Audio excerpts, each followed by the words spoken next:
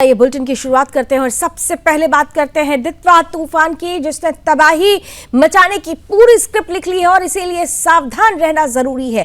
दरअसल हिंद महासागर से उठा एक भयानक तूफान जिसे दुनिया दित्वा या दित्वा कह रही है, जिसे अब प्रकृति का महाक्रोध कहना भी गलत नहीं होगा, क्योंकि श्रीलंका में कई जिंदगियां निगलने के बाद ये तूफान 100 किलोमीटर प्रति घंटे की रफ्तार से भारत की ओर बढ़ रहा है।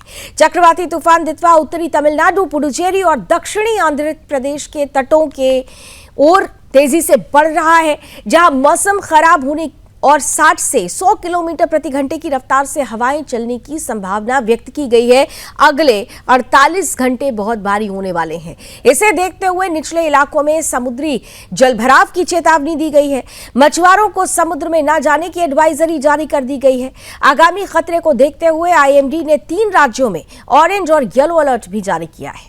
प्रशासन ने 233 राहत कैंप तैयार किए हैं, जिनमें 22 अत्यंत खतरा जोन यानी कि बहुत ज्यादा सीवियर, जहां पर सबसे ज्यादा खतरा है, ऐसे 22 जोन हैं और 39 उच्च जोखिम क्षेत्र मार्क किए गए हैं।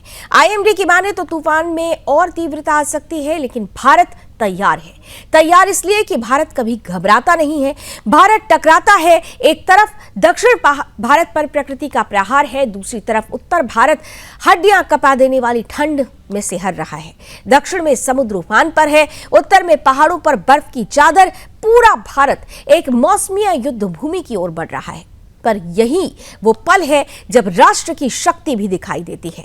यही वो घड़ी है जब हमारी एजेंसियां, हमारी फौज, हमारी सेना, हमारी सरकार सब एक सूत्र में बंधकर काम करते हैं और कहते हैं भारतम न पराजयते, यानी भारत कभी हारता नहीं है। भारतम रक्षा करिष्यति, यानी भारत रक्षा करता है।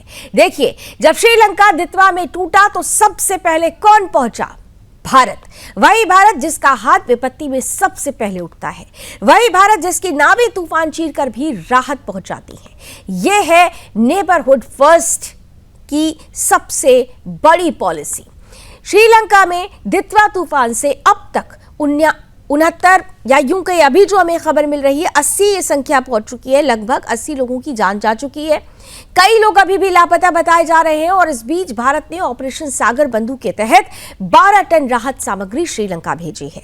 शनिवार को भारतीय वायुसेना का विमान कोलंबो में उतरा। भारत ने तूफान से प्रभावित लोगों के लिए टेंट, त्रिपाल, कंबल, हाइजीन किट और रेडी टू ईट भोजन भेज दिया है। इससे पहले शुक्रवार को भी भारत ने ऑपरेशन सागर बंधु के तहत श्रीलंका के लिए मदद भेजी थी।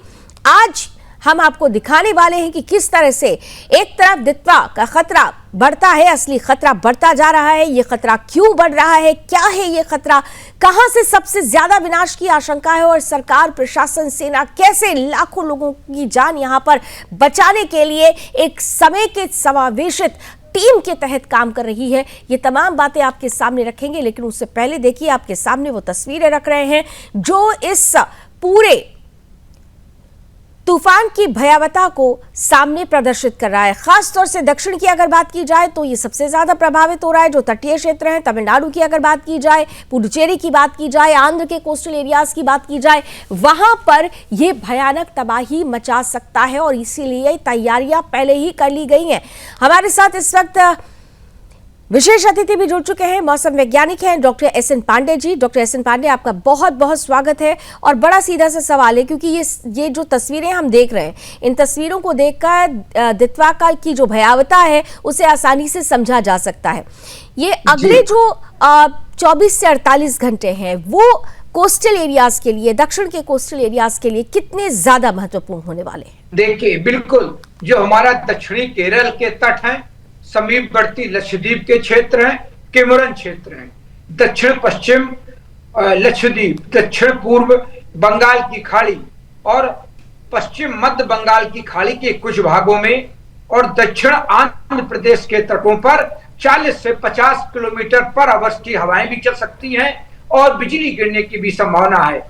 क्योंकि ये जो दित्वा नाम का साइक्लोन है, जिसको इंग्लिश में जिसकी स्पेलिंग DITWAH है और इसको चरण में हम दित्वा कहते हैं, इसका असर इन सब इलाकों में होने वाला है और मछुआरों को समुद्र में न जाने की सलाह दी गई है। और जो मन्नार की खाड़ी है, श्रीलंका के, तमिलनाडु के जो तट हैं, दक्षिण पश्चिम बंगाल की जो खाड़ी है, इसके कई हिस्सों में हवाओं की गति 40 से 50 किलोमीटर तक हो सकती है और यहाँ पर बारिश और भारी बारिश, कहीं कहीं अति भारी बारिश होने की भी पूरी संभावना मौसमी मॉडल दिखा रहे हैं।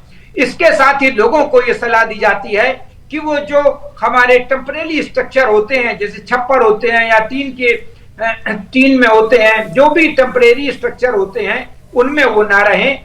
जो पक्के घर हो, स्कूल हो, उनमें उनको ज्यादा सुरक्षित महसूस होगा और वहां पर वो रहें। क्योंकि जितने भी ये प्राइवेट स्ट्रक्चर होते हैं, ये छोटे जो टेम्परेरी स्ट्रक्चर होते हैं, इनकी इन तेज हवाओं से उड़ने की संभावना रहती है और गिरने की संभावना बनी रहती है। इसलिए लोगों को यह सलाह दी जाती है आपके सम्मानित चैनल के माध्यम से कि वो टेम्परेरी स्ट्रक्चर में बिल्कुल ना रहें और पक्के मकानों में शरण लें। क्योंकि जब 45 से 50 किलोमीटर स्पीड की हवाएं चलती हैं तो इनके सबके उड़ने की संभावना रहती है। जो तमाम एडवर्टाइजमेंट वाले बोर्ड लगे रहते हैं उनके भी गिरने की संभावना रहती है, तो उनके नीचे भी लोग खड़े ना हो और बिजली के खंभों के नीचे भी ना खड़े हों। आपने बड़ी सावधानियों की बात की, लोगों को अलर्ट रहने की जरूरत है। लेकिन इस बार न केवल अब समेकित रूप से सरकार, प्रशासन, हमारी एनडीआरएफ, एसडीआरएफ और सेना काम कर रही है, बल्कि हमें कहना चाहिए कि जो हमारा जो पूर्वानुमान का जो सिस्टम है, जो पूरा का पूरा सिस्टम है मौसम को समझने का, हमने उसमें देखा है इधर डॉक्टर पांडे कि हम उसमें बहुत तेजी के साथ आगे बढ़े हैं। अर्ली वार्निंग सिस्टम जिसे कहा जाता है, अर्ली वार्निंग सिस्टम का ही ये बड़ा नतीजा है, परिणाम है कि जो नुकसान होने वाला होता है उसका आकलन हम पहले करके पहले ही तैयारियां कर लेते हैं और ये तैयारियां यहाँ धरातल पर दिख रही हैं। एक हफ्ते पहले इसकी बाकायदे एडवाइजरी जारी कर दी थी और इसके बारे में लोगों को अलर्ट भी कर दिया था। वहां के शासन को, प्रशासन को, सभी को इन प्रदेशों के सूचना भेज दी थी। भारत मौसम विज्ञान लगातार इस बात को कह रहा था कि ये तूफान जो दित्वा नाम का तूफान है, इससे इन इलाकों में तबाही की मच सकती है। क्योंकि जब इतनी तेज हवा होती है, बारिश होती है तो और समुद्र का किनारा होता है तो यहाँ कुछ जो ज्यादा तेज संभावना रहती है। इसीलिए लगातार जो मछुआरे वहां हैं उनको लगातार सलाह दी गई थी कि वो मछली पकड़ने ना जाएं। पिछले करीब 3 से 4 दिन से उनको ये एडवाइजरी जारी करी जा रही थी, टीवी के माध्यम से, अखबार के माध्यम से और भारत मौसम विज्ञान द्वारा।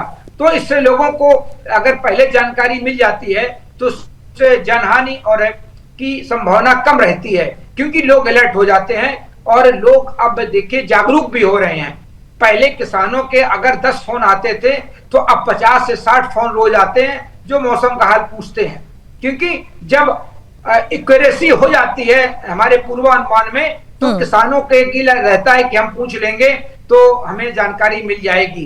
क्योंकि देखिए अब जैसे हमारा उत्तर प्रदेश है, वहां लगातार बुआई चल रही है और पिछले 1 महीने से गेहूं की बुआई हो रही है। तो अब जिसको पानी लगाना है वो बाकायदे पूछ लेता है कि सर अगले 2-4 दिन में पानी बरसने वाला है कि नहीं बरसने वाला है।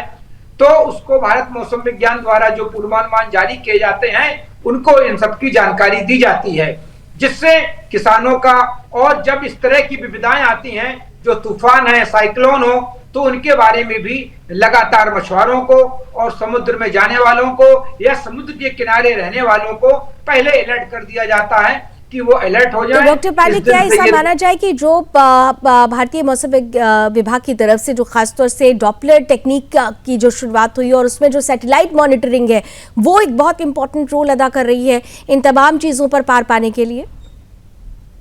अब लगातार तकनीकी और टेक्नोलॉजी जो हमारी है वो बढ़ती जा रही है।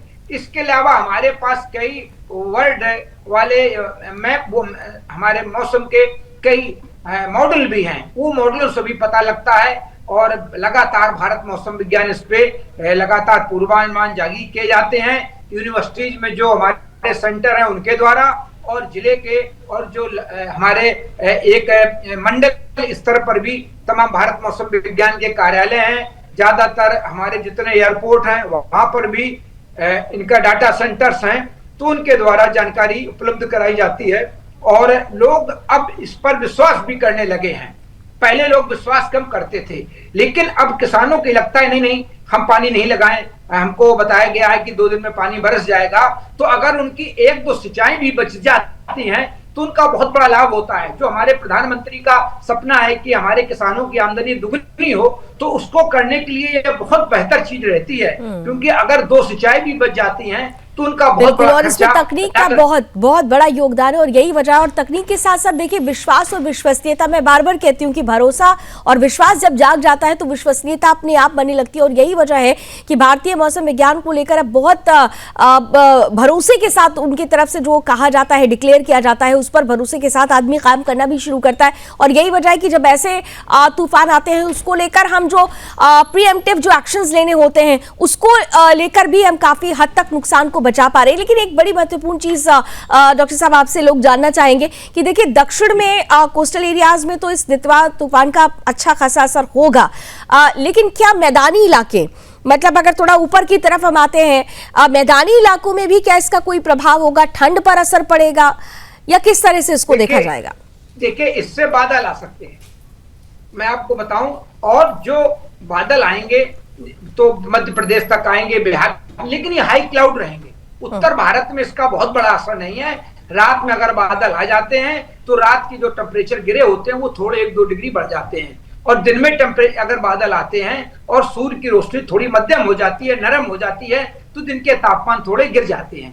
ये स्थितियां भी उत्तर भारत में है। बाकी उत्तर भारत में देखिए सर्दी पड़ने वाली है और लगातार सर्दी पड़ती रहेगी, लेकिन इसी के साथ जो प्रदूषण का खतरा है, हमारी राष्ट्रीय राजधानी क्षेत्र गैस चैम्बर में तब्दील हो रही है, इसका ही बना रहता है। क्योंकि जब मौसम बदलता है, तापमान गिरते हैं, तो टेम्परेचर इन्वर्जन हो जाता है, और जब टेम्परेचर इन्वर्जन होता है तो उसमें जो ठंडी हवा होती है वो सघन हो जाती है, और ठंडी हवा के ऊपर जब ये सघन हो जाती है तो नमी भी होती है, तो उसके ऊपर सारे प्रदूषक, सारी कार्बन डाइऑक्साइड, जितनी भी ग्रीन हाउस गैसें होती है सब जमा हो जाती हैं, और ऊपर एक गर्म लेयर बन जाती है जो एक ब्लैंकेट का काम करती है, जिसकी वजह से जो हमारी पृथ्वी धरातल के करीब सारे प्रदूषक इकट्ठे हो जाते हैं।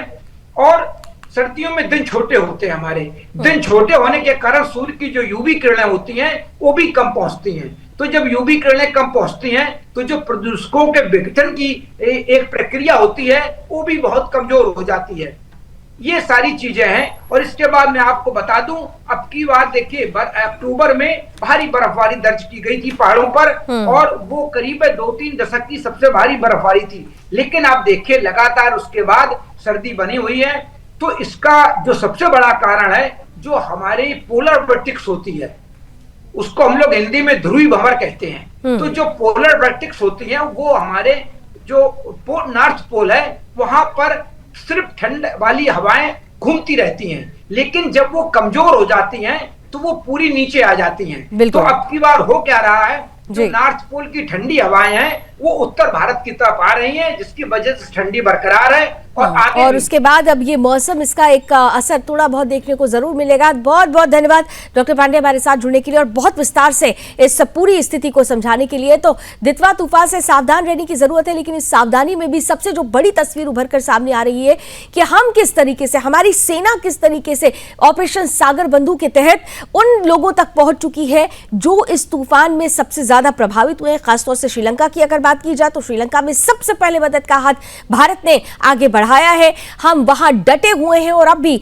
साउथ का जो खासतौर एरिया है, जो तमिलनाडु, पुडुचेरी या आंध्र के कोस्टल एरियाज की बात की जाए तो यहां पर भी हमारी तमाम एजेंसियों ने, हमारे सुरक्षा कर्मियों ने वो कवच तैयार कर लिया है जो दितवा तूफान से होने वाले प्रभावों को कम करने के लिए, उससे होने वाले नुकसानों को कम करने के लिए बहुत महत्वपूर्ण योगदान देने वाला है।